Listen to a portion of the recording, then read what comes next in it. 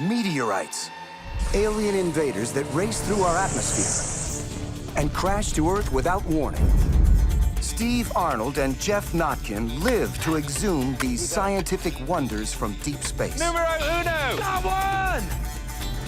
Yay! They are Fantastic. the Meteorite Men.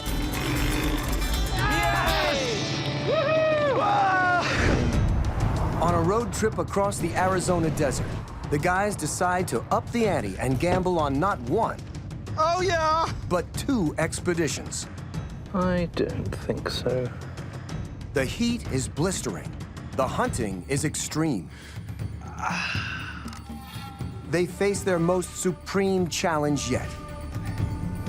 But will the arduous landscape defeat them before they find space gold?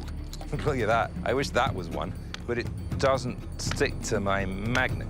Ah!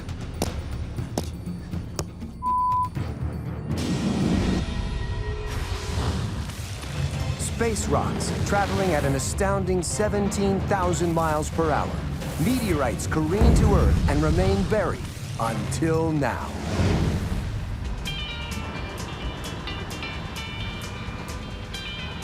The Meteorite Men are in their own backyard.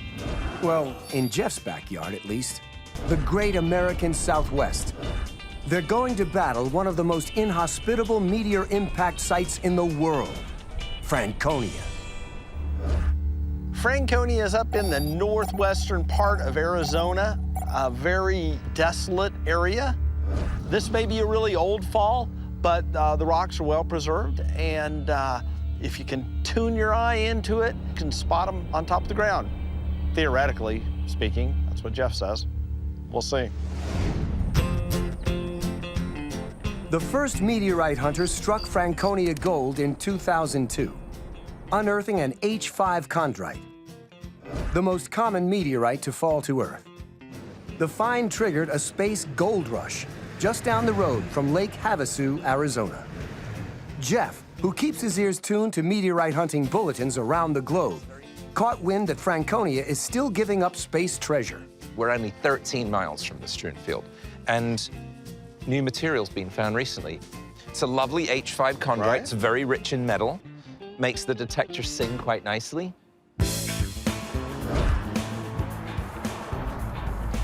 Franconia's Strewnfield crosses right over Interstate 40 in the Mojave Desert.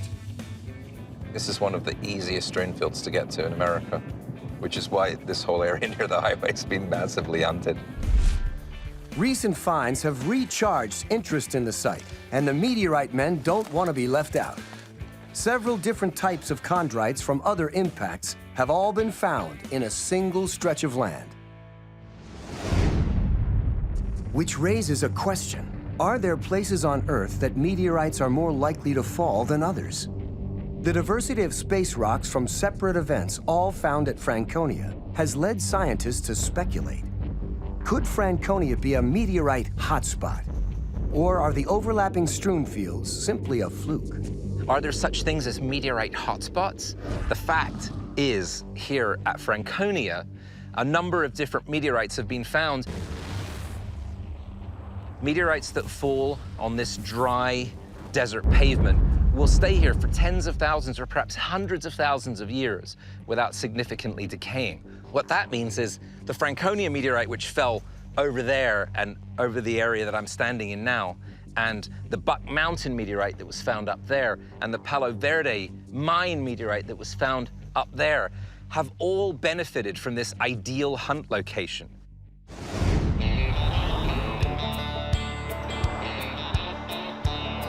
Steve and Geoff make the half-hour trip to Franconia. From June to September, this part of Arizona is one of the hottest places on Earth. Every year, 800 people are admitted to hospitals because of heat-related illnesses. Faced with these extreme conditions, Steve and Geoff will have to monitor their time under the sun very carefully. This is one of those places where you really test yourself if you're going to go look for space rocks. It's summer, it's Arizona, 106, 107 degrees today. We are in the Franconia, Arizona Strewnfield, out in the middle of nowhere. It is the blasted wilderness out here. But a great strewn field, a lot of meteorites have been found. Most meteorites break up into pieces when they pass through our atmosphere. As they fall to Earth, the larger pieces have more inertia than the smaller pieces, so they travel farther.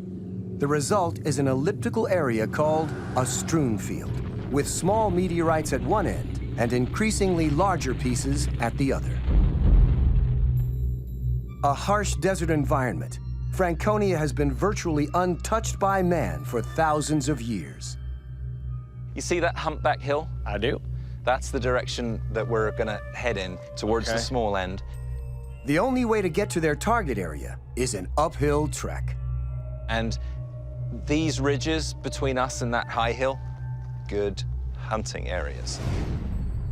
Franconia's ground layer is a mixture of limestone and volcanic rock.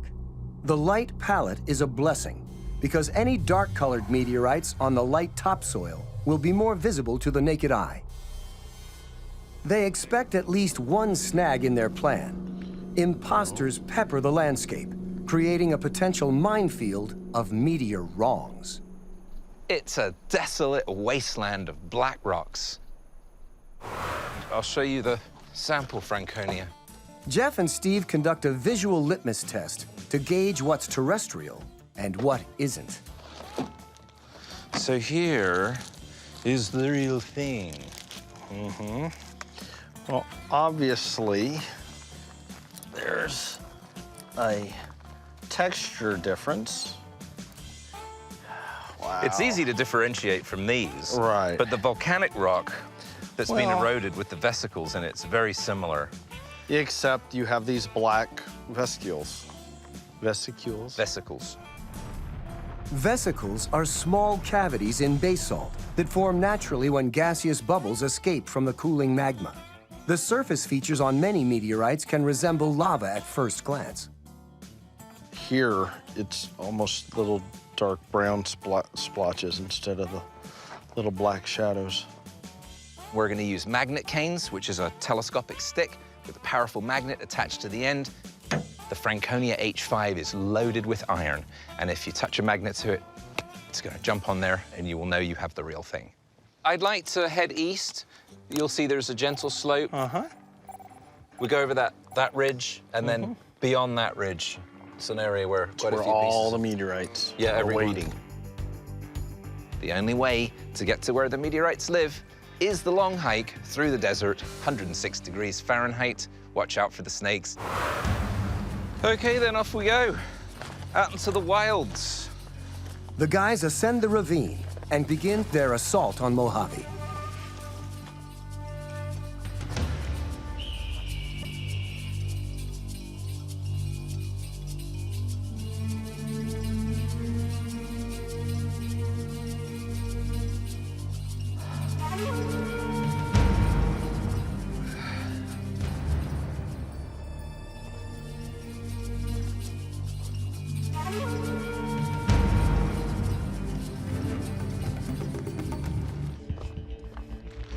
Here's one. Oh! It's not a meteorite, but it's metal. The guys have a tip on some untouched hunting ground along a ridge directly in front of them. It's far enough away that people, haven't been hunting there much, and the ground's a little more favorable to spot the meteorites. Along with their eyesight, Geoff and Steve will be using metal detectors, hopefully to find targets buried deeper. Metal detectors will work out here. One of the problems, though, is this terrain has a lot of hot rocks. Hot rocks are terrestrial stones that contain enough iron to ramp up a detector's signal. There are millions of them out here, which makes detecting a little grating on the nerves. The guys have arranged to meet Franconia expert Nate Ditto at the location at 11 a.m. Been tearing it up. Did you leave any behind for us? No, I got them all. Look at you pirate. Only you'd be up here on your own. Nate is a local hunter and has been searching Franconia for the past 3 years. I'm gonna work my way over to that ridge. Good luck. Thank you. Good luck to you guys, too. Geoff and Nate are going to try adding a little technology to their hunt using Nate's detector, while Steve takes a much more basic approach. I just want to get out here, cover some ground, and visually look for the rocks. So this big slope here that's open, the very little vegetation, kind of slopes up to that peak. Right. That looks good. What do you think of that? Looks promising. Let's head that way.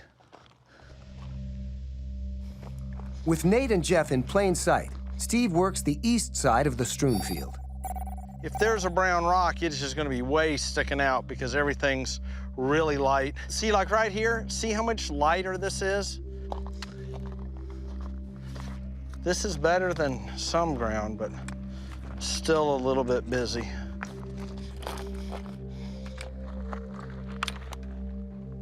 It's kind of strange rock. Definitely not a meteorite, but just looked a little strange. Oh, there's another one right there, too. Steve stumbles on one meteor wrong after another as he surveys every inch of limestone in his path. Probably not.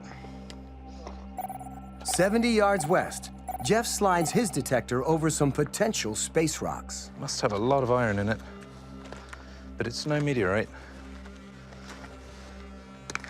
To the untrained eye, that looks like a really big meteorite, and I wish it was, but it's not. And there are millions of them out here. Every rock is black and shiny.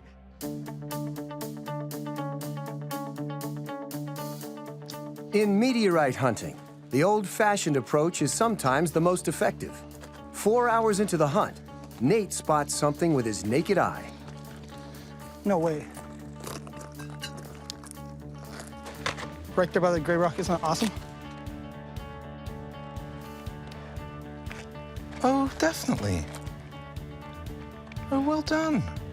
It's definitely a meteorite. Oh, yeah. First find of the day. That was amazingly well spotted. Look at that big chondrule right there. It's gorgeous. A chondrite is a stony meteorite composed from iron and silicate minerals that have changed little since the dawn of our solar system, over 4.5 billion years ago. Meteorites can be sorted into two basic categories: Falls and finds. A meteorite find is a meteorite that was discovered while somebody was looking for something else. Perhaps a prospector or a fossil hunter accidentally found an old meteorite. The first Franconia meteorite was discovered on Halloween in 2002. And the Meteorite Men are hoping to scare up their own space gems.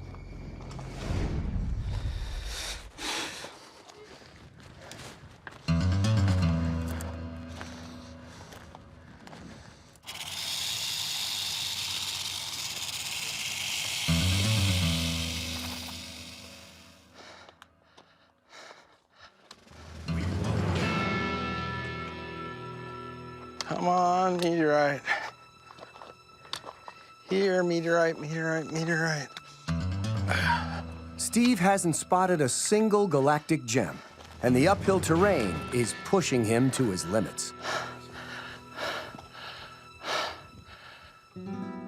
You know, this has to rank up there as one of the most strenuous expeditions. Wow. We will win. It's been about a couple hours, up and down over hills, through ravines. Not finding anything. It is hot.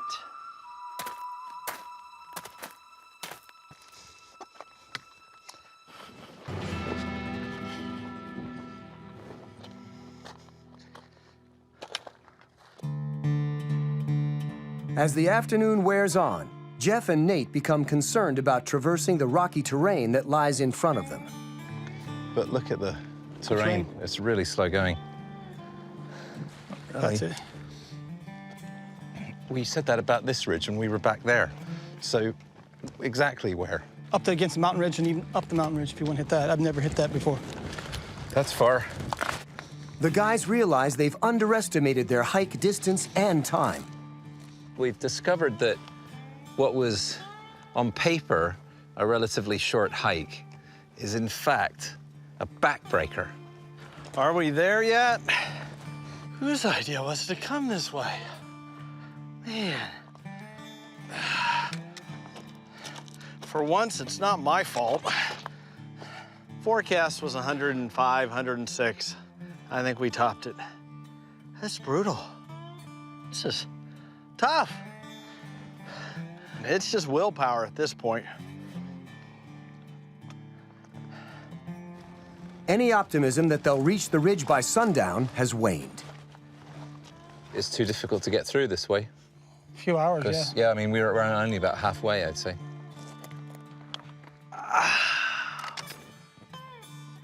We don't have enough time to get out to the heart of the zone we want to be in and hunt it and get back before dark. We're gonna have to turn back soon, unfortunately.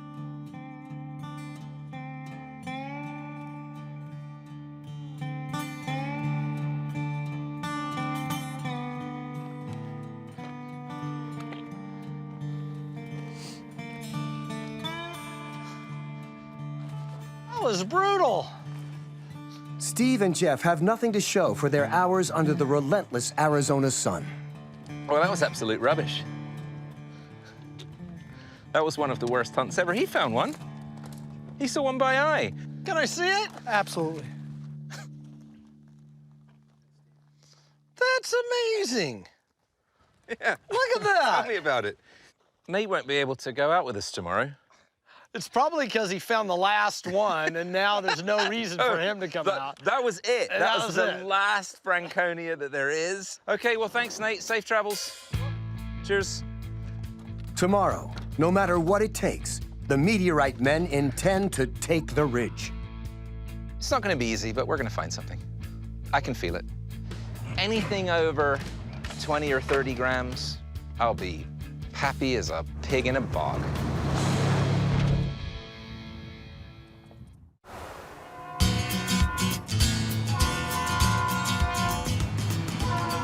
It's morning in Arizona's Mojave Desert.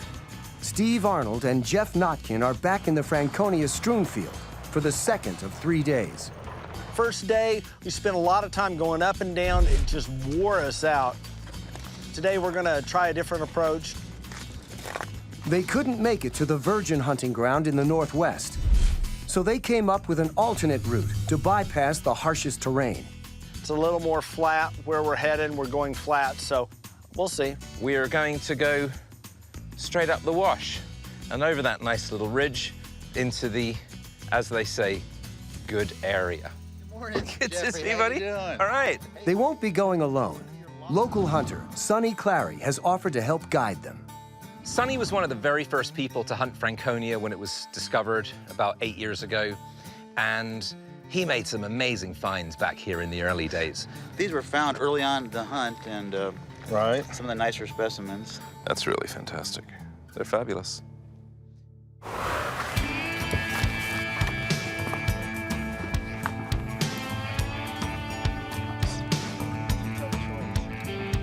The guys split up to cover more ground. Today, it's Geoff who hunts solo. You know, Steve, if we can walk our way out in these lower flats here and stay up on the high ridges and, you know, walk these rock piles, that might be our highest chance. Okay.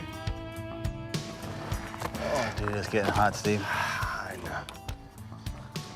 The three of them are on the lookout for stone meteorites, space rocks that look deceptively similar to those born on Earth.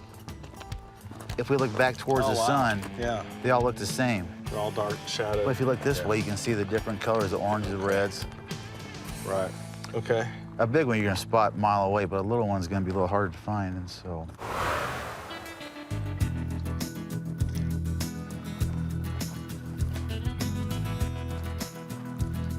Oh, look, a little horny toad. Look how cute he is. It's a Steve Arnold first, a four-legged meteor wrong. Do they bite? No, these guys Oh, are. look at you. Look at him. That's not funny. All right, let's go find rocks, not toads.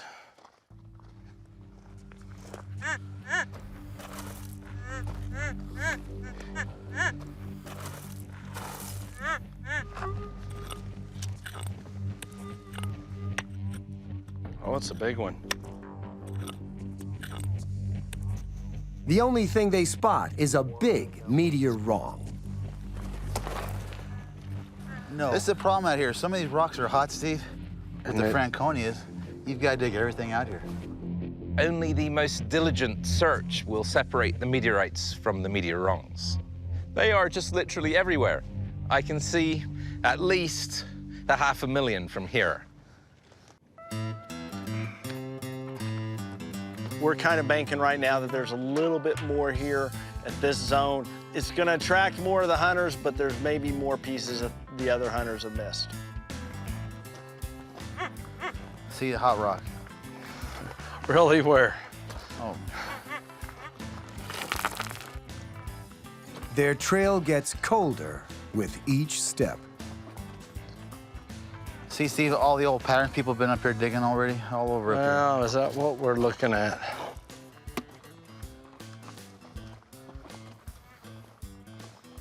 Oh, here we go. Oh, cow, there it is. Ha ha!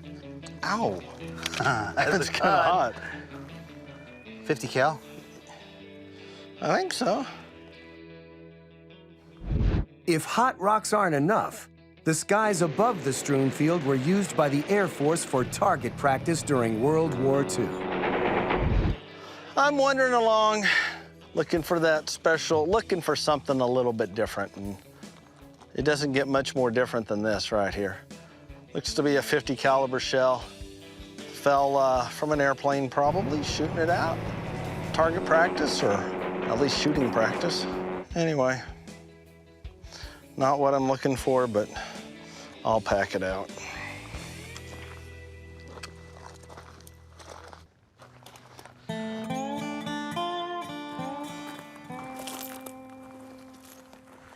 Steve, let me see your magnum for a minute. This is what we're up against. The Franconias look 100% like that right there. But as you can tell, it's not. It's not. Before modern-day Franconia harbored a Strewnfield, the entire area was a molten lava field, so it's abundant with volcanic rocks called basalt. Basalts are igneous rocks, which means they form after molten lava or magma cools and solidifies. They take on a black, roundish character, and the desert wind has eroded and polished them with sand over the millennia. Herein lies a problem for Steve and Geoff. The meteorites look almost exactly like these brown volcanic rocks that are lying all over the surface. So in other words, you could not come to a place that's more difficult to hunt than this. Meteorite impact sites are rare enough as it is, but the Franconia site is especially rare and crowded with other space gems. As you get towards the Buck Mountains, they discovered 3 or 4 different meteorites unrelated to the Franconia Strewnfield. Different types of space rocks could indicate several falls over time, all within approximately 15 miles of each other. Guys originally thought that they had found an iron Strewnfield overlapped with the chondritic Strewnfield. If the theory holds true, the Franconia Strewnfield could be a hotspot, a region on Earth where meteorites gravitate from outer space. If you look at a map of where all the meteorites have been found on the Earth, there appears to be hot spots. Hotspot is a term used to describe an area where more than one meteorite has been discovered. But is it science fact or science fiction? Are there areas on the planet where meteorites are more likely to fall? The theory implies the Earth has a gravitational pull on meteoroids before they reach the atmosphere. So, as meteorites fall closer to the planet, a magnet-like force in space pushes them down to certain areas like Franconia. But is it true? It's a fact that you can go to certain places on the planet, for example, Franconia or Kansas or the Atacama Desert in Chile, and have a better chance of finding more meteorites there. It doesn't mean that more fell there. It just means that they have been better preserved over time and the conditions are perfect for finding them. Steve, I've always imagined you as something of a master of chaos. And in this experiment, you're going to have the opportunity to be the power of the cosmos, unleashing meteoritic doom upon the surface of your own planet. Are you up for the challenge, soldier? I'm up for it. I knew you would be. So I thought we'd get this paintball gun, and this little purple sphere represents a meteoroid that's going to slam into the surface of our planet, and the map of the Earth will represent the possible target areas where it could land. So try and mimic the randomness of meteorite impacts on Earth. I'm going to ask you to wear a blindfold. Okay, You game? I'm game. Thought you might be. Putting that on. That's it. Okay, I'm now going to hand you your weapon, and let's say you're on a collision course with Earth. All right, It's a hit. can I look? Let's take a look. Here we are. Oh, So our first meteorite impact was just off the coast of Rio de Janeiro, perfectly illustrating our point that meteorites land randomly over the surface of the Earth, and most of them will never be recovered because they fall in the oceans. now, there would have been a bright fireball over Rio de Janeiro. They would have seen it, but It's very likely. So should we repeat the experiment? why not? A hit and fire. Should we go have a look? Let's go have a look. Oh, my goodness. Just off the coast of the South Island of New Zealand. We have so far launched 4 meteorites, meteoroids, towards the Earth. 3 of them have been in the water.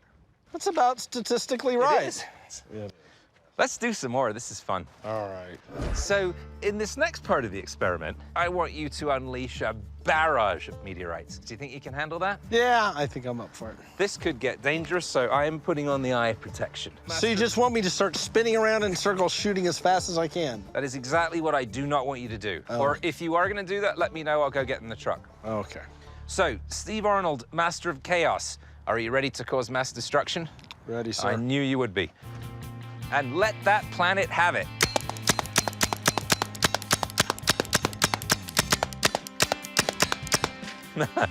Whoa! Steve, look what we're seeing here.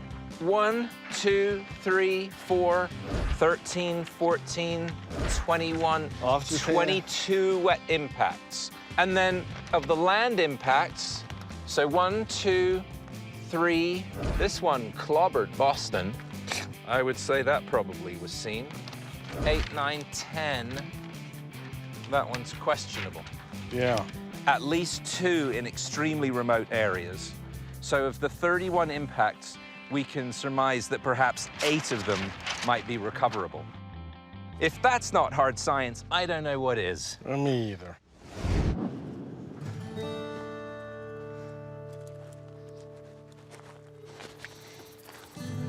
After a grueling 2-hour-long hike, Geoff is the first to arrive in the northwest quadrant.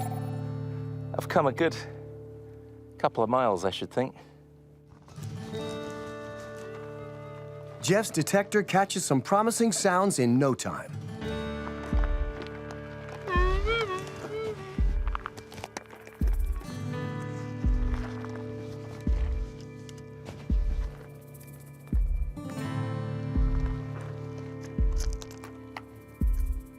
There's a little guy right on the surface.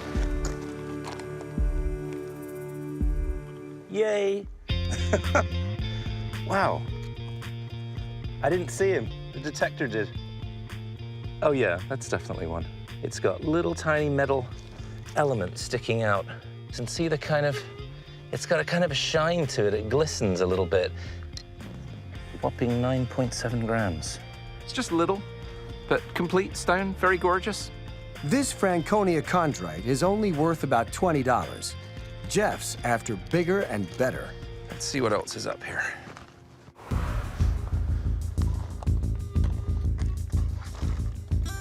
Geoff's hunch to stick around his patch of the desert has led him to another signal.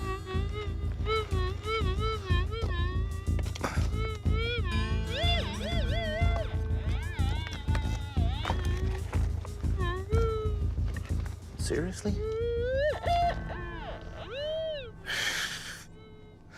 Look at that. Wow, that was really tucked in there. Well, there's no doubt that that's the real thing. You'd have to be standing right on top of it to see it visually. And I missed it by eye, but the detector caught it. I would probably value it at about $500. Meanwhile, almost a mile away, Steve and Sonny continue to strike out. We're hitting about as far as we can go out, and so we need to work our way back towards camp.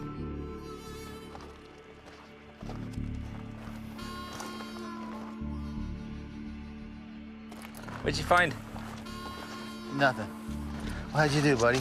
No way, Geoff. Yeah, okay, you can see this one. Your eyes are too bad to see that one. It's true. The metal detector found both of them. I'd like to look for more meteorites, but not here. Not that I have anything against Franconia. I do. It's the temperature It's terrible. that I'm against. What interesting site is southeast of us, a couple of hours away? Holbrook. Should be a lot cooler up there, Geoff. And there's gonna be dozens of them. All right, well, let's pack up and go to Holbrook. With cooler climes and a new hunt site, the guys are confident that Holbrook will deliver the goods. In central Arizona, Steve Arnold and Geoff Notkin are heading east on iconic Route 66. Along the way, Steve and Geoff stumble on another spot for hidden treasures. My new car! This will go great with the truck. Can't you see that? You should get to it. Hello! A roadside shop dedicated to America's Main Street. Route 66. Root beer. That is a must-have. Oh, very nice. Excellent. I don't know, that would look really good behind my bar. Geoff, you can get one of these. Nice. I'm getting a patch. One quick toast to Americana. What a fantastic place. Yeah, Oh, thank you. there you go. Cheers to Route 66 with Route 66 root beer. You just cannot beat that. It's good Oh, wow. stuff. And the guys are back on the road and back on task. The guys have just finished a grueling hunt in the Mojave Desert, Whose idea was to come this way? but are making tracks to a different location.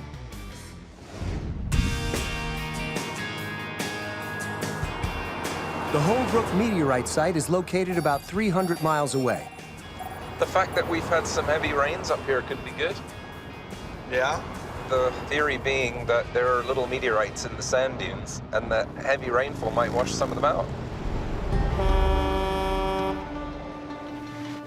Sonny Clary also made the trip from Franconia, along with his dog, Bricks. Suzanne Morrison has also joined the expedition, and she's somewhat of a legend around the Strewnfield.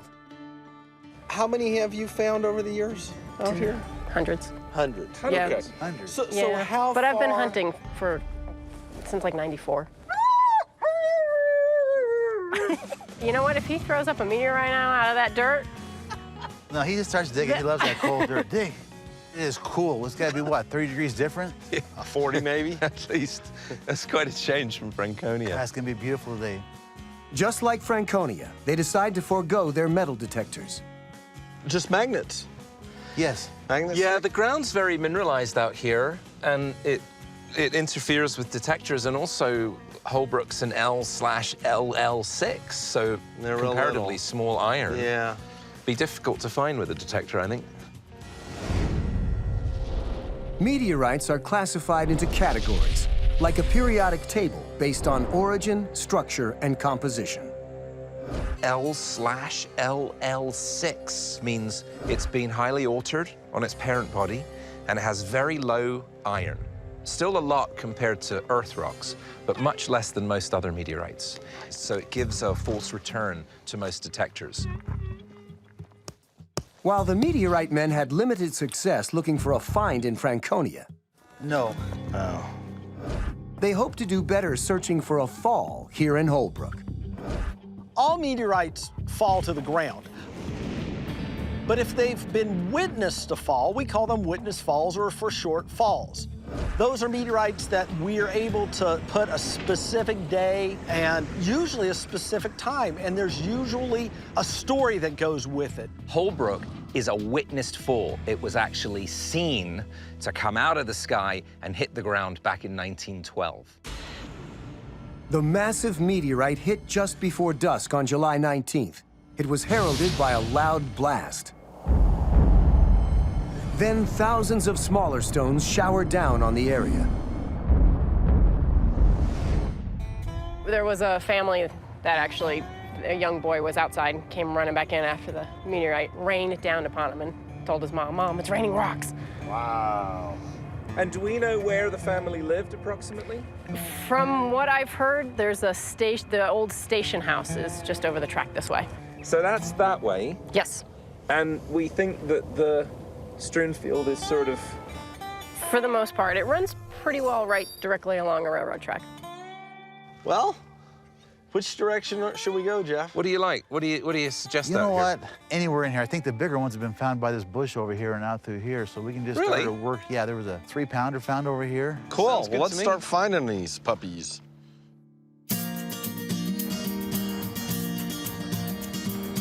So I'm going to bring along the shovel, just in case I want to do a little digging.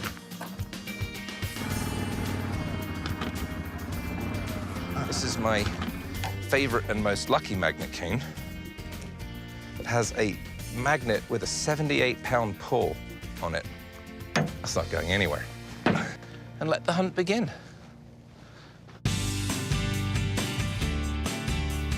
The meteorite hunters decide to split up. Sonny and Bricks head out on an ATV, while Steve and Suzanne pair up. Geoff, on the other hand, decides to tackle the Strewnfield alone.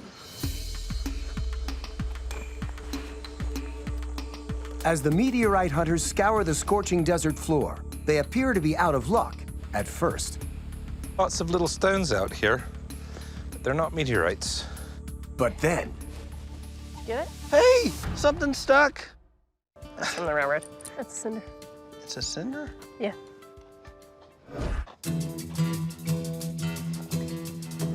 I would like to get onto the other side. Oh, the railroad tracks? Yes.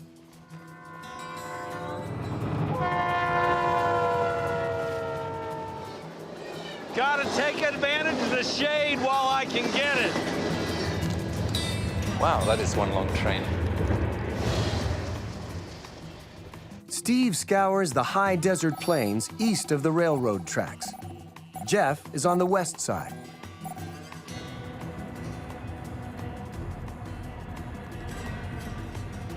What is that? It's a bit puzzling. I'll probably have to have a closer look at that one. I don't think so. But he seems to be on the wrong side of the tracks for space gold. Just walking along, looking for the little black rock that's gonna stick on the magnet. Look at that. I wish that was one. Look how well that sticks out. But it doesn't stick to my magnet.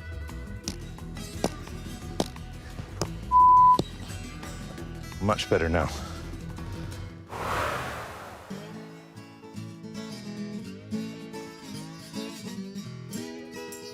Rex, let's go.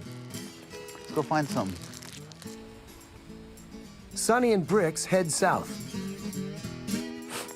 And Suzanne and Steve split up to cover more terrain. Whoa. Oh. This ground out here has been picked over a lot. Just what I need. A crystal ball. Where are the meteorites? Oh, man. Wouldn't that be nice? Eh. Stick, stick, stick, stick, stick, stick, stick. Ah. Guess it's not.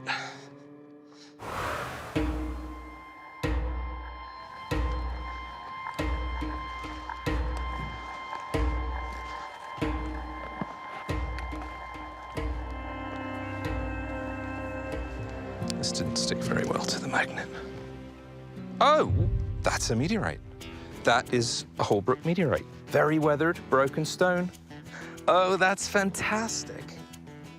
This face has lovely black fusion crust on it. Now, that was created when this, along with thousands of other rocks, burned through the atmosphere, actually toasting its exterior skin. Oh, 3.2 grams. The meteorites out here are small. They're not the big monsters. Anyway, success comes in small packages. Hoping to score bigger tomorrow, the guys call it a day.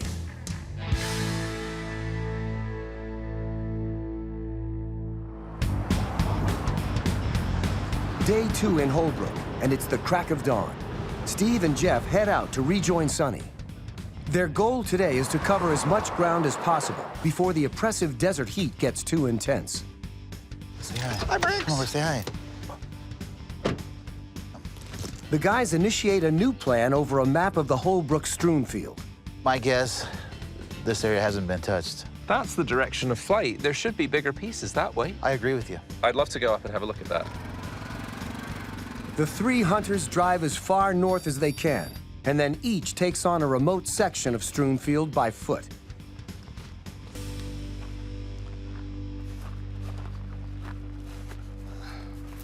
So far, I'm not finding them. You start really doubting yourself, am I even in the Strewnfield?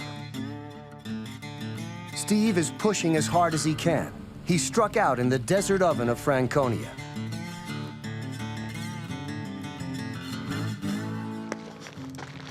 Here's one. Oh! Yeah! Oh, yeah! Where's everybody at? Check it out. Wow, this may be the very last one in the whole place. At least I got it. About 40 yards west of Steve's turf, Geoff stumbles upon another army of hunters. The ants in Holbrook have sometimes encountered little meteorite fragments while excavating their homes. And as ants do, they take the debris and they throw it outside onto the top of the anthill. So there are a large number of very small stone fragments here on the surface of this hill. Is it possible these soldier ants have unearthed Holbrook meteorite fragments? I'm first gonna collect some pieces using a little trick. So I'm gonna use a brand new clean magnet, and I'm gonna put it inside a bag because it's gonna make it a lot easier to separate the fragments from any other debris when I'm done. Oh, look, we're already picking up some stuff. There are 4 little fragments. I'm gonna take a quick look with the very powerful loop. Oh, that's definitely a meteorite. I can see fusion crust.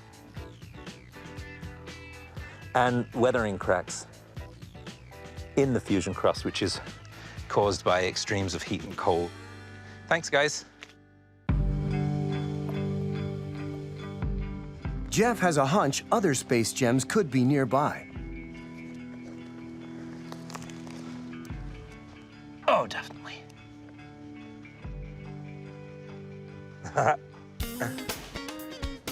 There it is. Broken in half. That is a half individual. And this face has beautiful fusion crust on it. 3.5 grams. That's a new record for me. The previous largest one I found was 3.2. Now Geoff and Steve want to know exactly what they've got. After a punishing week traversing both Holbrook and Franconia Strewnfields, Geoff and Steve get back on Route 66 one more time and head to the lab. Dr. Garvey at Arizona State University will have an opinion on the hotspot theory. Good to see you, Steve. Good to see you, Geoff. How was Holbrook? Dr. Lawrence Garvey is a leading expert in the field of meteoritic science. It's Holbrook. It's just little guys. Good things And come in small Franconia. packages. So they say. Geoff can't wait to verify the composition of his Franconia space rock. As you know, numerous different meteorites have now been found in a rather small area. Over a 15-mile area, Franconia could harbor up to 5 different Strewnfields, each site containing space rocks from a different parent body. This is an H5. I think they've actually found some H4s. An H5 is a chondrite, or a stony meteorite. Its high iron content usually accounts for about 30% of its weight. But the H5 is one of many types of space rocks that have been discovered at Franconia. I know when they looked at a whole range of the Franconia finds, they also found some that don't quite fit this structure. It's a very good opportunity to debunk this so-called meteorite hotspot term that's thrown around. The idea that more meteorites have fallen in this desert than other deserts is wrong. A meteoroid's trajectory begins during the moment of ascent from the far corners of the solar system. Once the meteoroid enters the atmosphere, Earth's gravity takes over and pulls it to the surface. Where it ends up is pure happenstance. Meteorites fall randomly over the entire surface of the Earth. But the truth is, there are some places in which meteorites are better preserved than elsewhere. The natural environment of a Strewnfield determines how well it stands the test of time. Meteorites that fall on this dry desert pavement will stay here for tens of thousands or perhaps hundreds of thousands of years without significantly decaying, and the conditions are perfect for finding them. And so you're able to recover a lot of meteorites there, but that doesn't mean that more fell there. Would you concur? Absolutely. I mean, it's really a preservation. Are they preserved? If the weathering is very slow, then in a sense they'll be preserved over time and we'll find more. You might think we'd feel it a bit inconsequential to come out here and find a couple of pieces this big, but it's not inconsequential. Yay. And they all have a place in our hearts. It's only little, but it's very cute. And they all have a place in the science of meteoritics. Fantastic.